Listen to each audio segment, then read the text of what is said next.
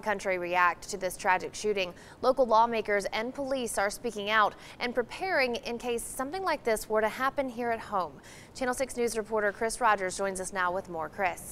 Leslie, in the wake of a situation like this, police tell me it's not uncommon for law enforcement to brush up on active shooter drills, and they tell me there's a sense of heightened awareness in what an increasingly volatile political environment. A day of fun for U.S. lawmakers quickly turned into chaos as a gunman opened fire on a congressional baseball game in Virginia.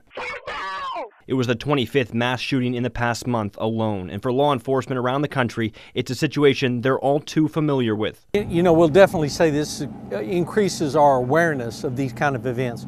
You know, unfortunately, we've seen these kind of shooters or this kind of shooting time and time again.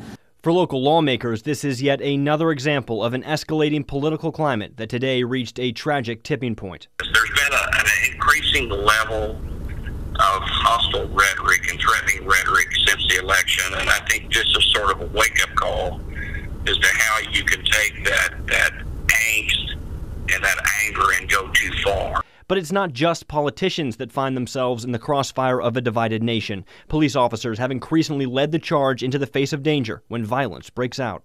I mean, you look at the statistics, it's absolutely a more dangerous time to be in the law enforcement field. But you see, and it's important to note, time and time again, law enforcement runs to the gunfire to quell the violence, to quell that situation.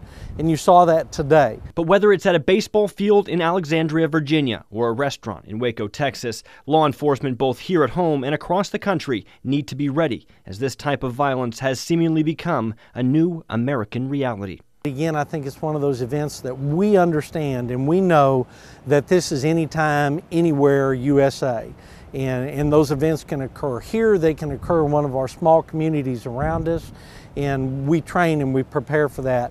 Unfortunately, as a law enforcement agency, we have to respond to those events, and they're becoming all too familiar for us.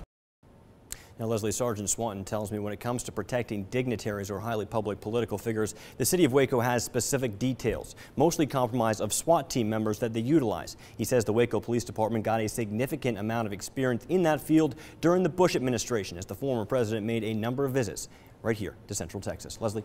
All right, Chris, thanks so much.